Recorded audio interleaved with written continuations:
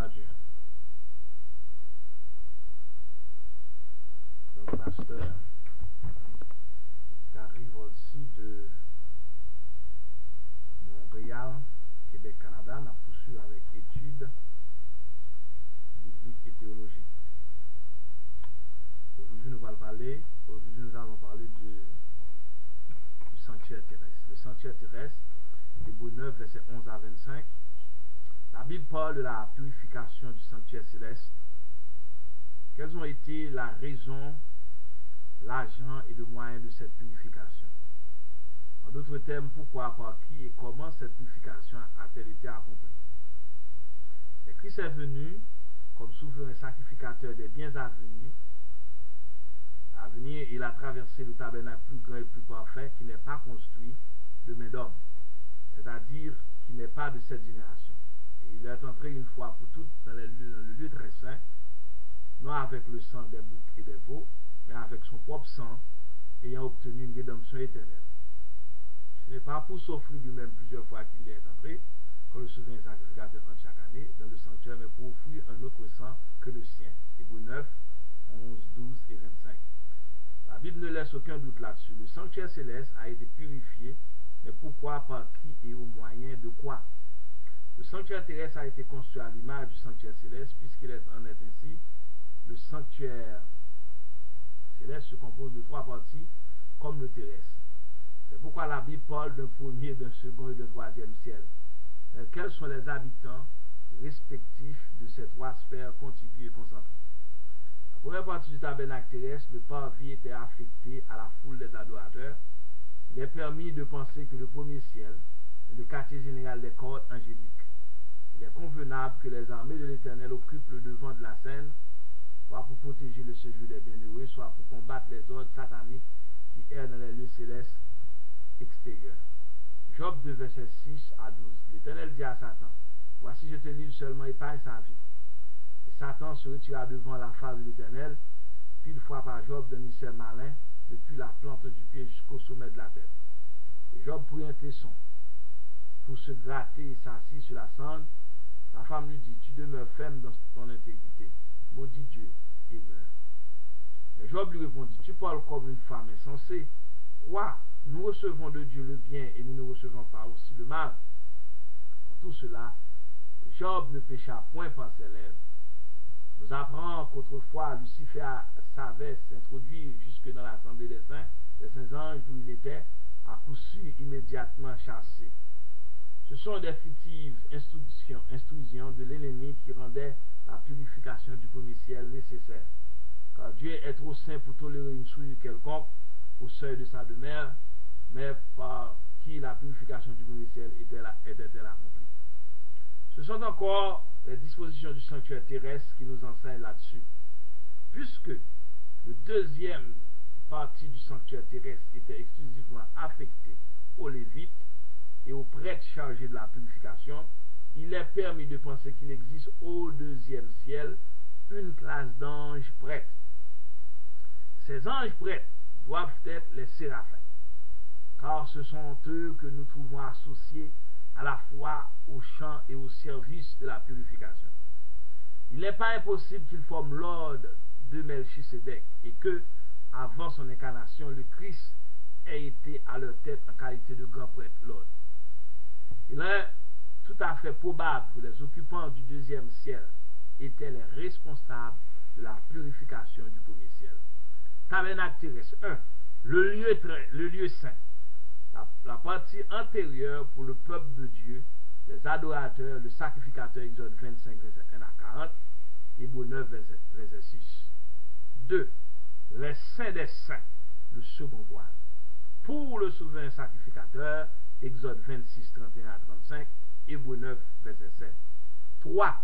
Le lieu très saint, la présence de Dieu, Exode 25, 8 et 25, Hébreux 9, 11 et 12. Tabernacle céleste 1. En premier ciel, le quartier général des cohortes angéliques. Deuxième ciel, une classe d'anges prêtres, séraphins. Troisième ciel, la demeure de Dieu, de Jésus-Christ.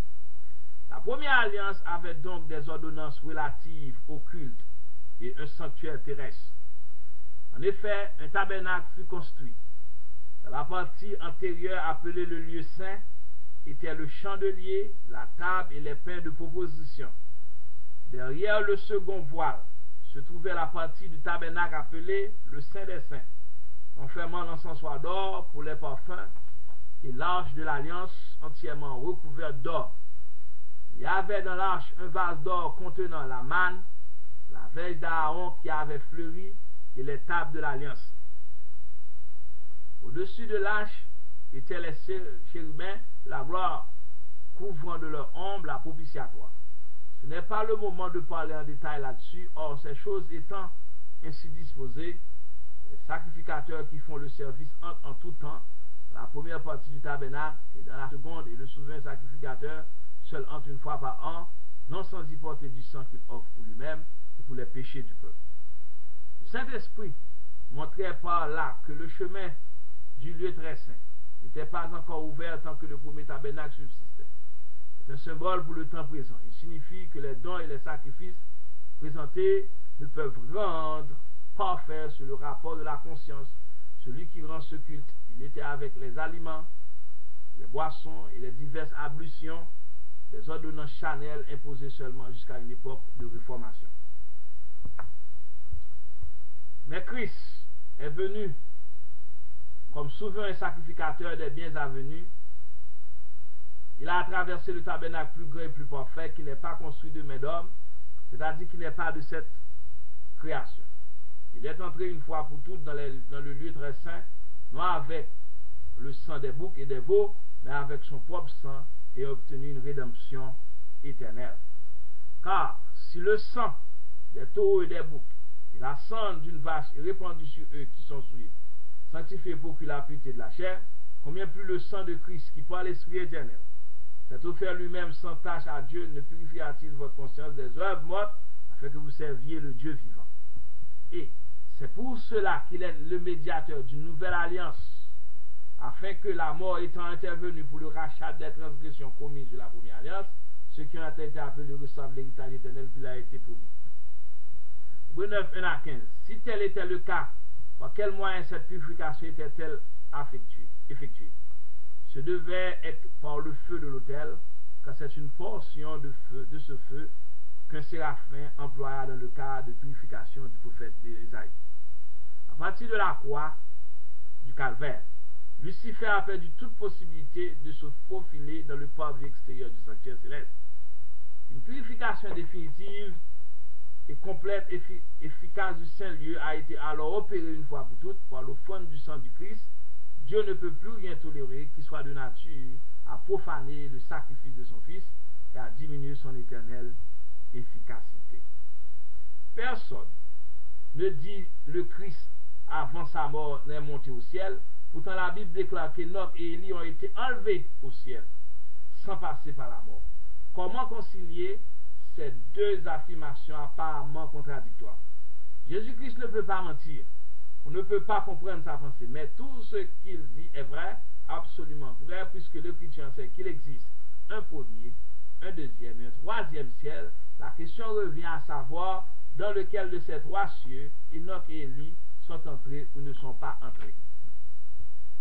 Lorsque Jésus-Christ, vérité faite chair, nous assure que personne n'est monté au ciel, il parle sans aucun doute du troisième ciel, ou de la demeure inaccessible du Dieu trois fois saint. Le troisième ciel est préfiguré par le lieu très saint du tabernacle terrestre, la resplendit le trône du Dieu Tout-Puissant, et aucun homme n'y est jamais entré avant la mort expiatoire du Seigneur Jésus-Christ. Autrefois, les habitants du troisième ciel se limitaient au Père, au Fils et au Saint-Esprit, aux chérubins et aux sept esprits qui se tiennent devant Dieu et qu'on croit s'appeler Gabriel, Michael, etc. Mais aujourd'hui, à cette sainte société, il faut ajouter les esprits des justes parvenus à la perfection. Hébreux 12, versets 22 à 24.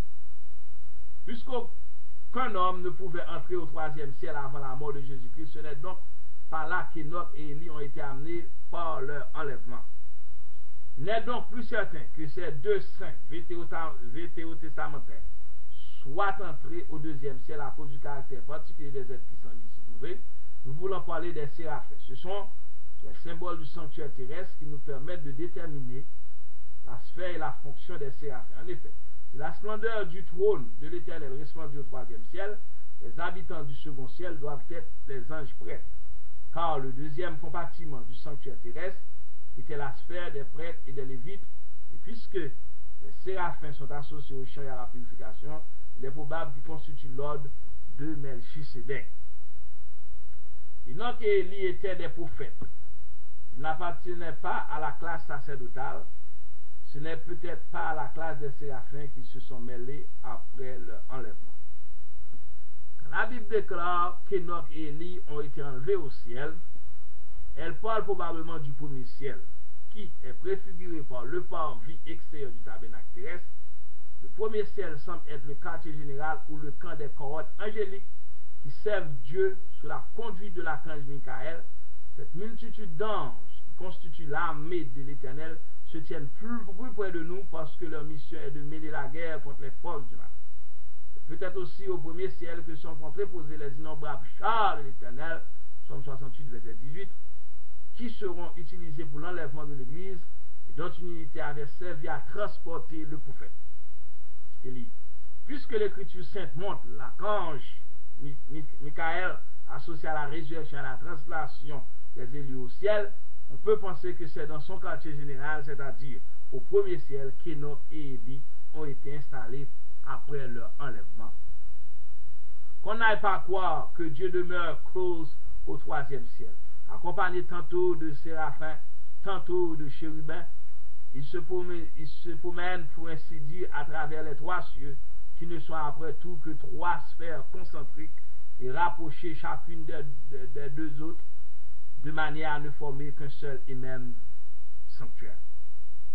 Tous les chemins mènent à Rome. La ville de Rome communiquait avec le reste du monde méditerranéen par un réseau en étoile de 29 routes principales, d'où le fameux dicton « Les voies romaines portaient généralement le nom de magistrats à l'origine de leur construction ». La première de ces voies fut créée en 302 avant Jésus-Christ par Appius Claudius Cassius pour relier Rome à la ville Capoue. Il s'agissait de Via Appia, voie appienne, dont on peut voir encore un très beau vertige aujourd'hui au sud de Rome. La Bible, la lettre de Dieu à l'homme, enseigne que Dieu a tant aimé le monde, Jean 3, verset 16. Et s'il cherche à travers les dispensations, 1. L'innocence, 2. La conscience, 3. La promesse, 4. Le gouvernement humain, 5. La loi, 6. La grâce, 7. La grande tribulation, 8. Le règne millénaire, le millénium, le règne de paix, le règne de 1000 ans, après quoi vient l'éternité.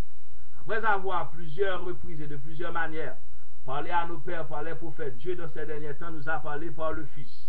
Il a établi héritier de toutes choses, par lui il a aussi créé l'univers. Le Fils est le reflet de sa gloire et l'empreinte de sa personne. Il soutient toutes choses par sa parole puissante.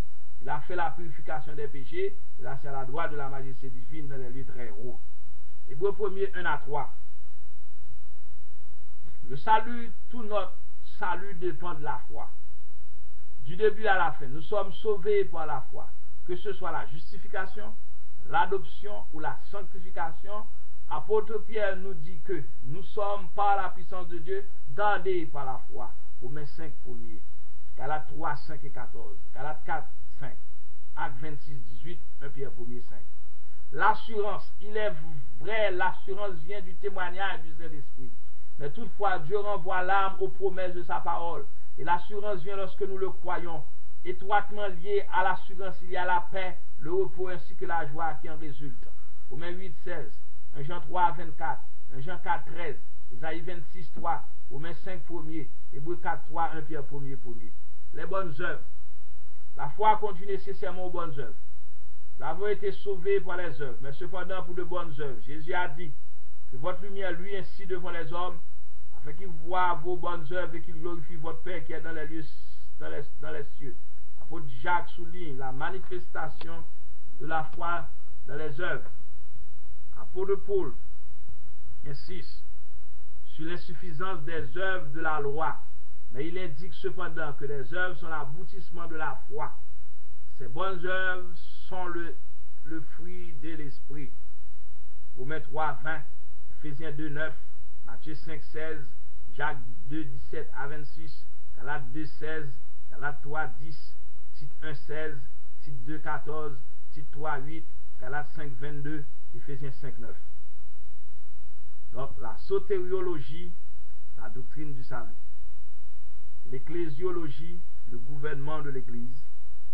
La géologie, la doctrine des anges. La bibliologie, la révélation de Dieu et les capacités de l'homme. L'anthropologie, la doctrine de l'homme. L'eschatologie, les doctrines des événements de la fin. La théologie, la nature de Dieu, son essence et ses attributs. Donc nous venons de voir le sanctuaire céleste avec les versets principaux, Hébreux 9, versets 1 à 25. Donc, la Bible parle de la purification du sanctuaire céleste. Quelle a été la raison, l'argent et le moyen de cette purification? En d'autres termes, pourquoi, par qui, comment cette purification a été accomplie? C'est ce que nous venons de voir. Car il est dit, mais Christ est venu comme souverain, sacrificateur des biens à venir. Il a traversé le tabernacle plus grand et plus parfait, qui n'est pas construit de main d'homme, c'est-à-dire qu'il n'est pas de cette création. Il est entré une fois pour toutes dans le lieu très saint, avec le sang des boucs et des veaux, avec son propre sang, et a obtenu une rédemption éternelle. Ce n'est pas pour s'offrir lui-même. Plusieurs fois qu'il est entré, comme le souverain sacrificateur en chaque année, dans le sanctuaire, mais pour offrir un autre sang que le sien, Hébreux 9, 11 à 25, le sanctuaire céleste. Que Dieu vous bénisse. À très bientôt. C'était Pasteur Gary Voici, pour Montréal, Québec, Canada.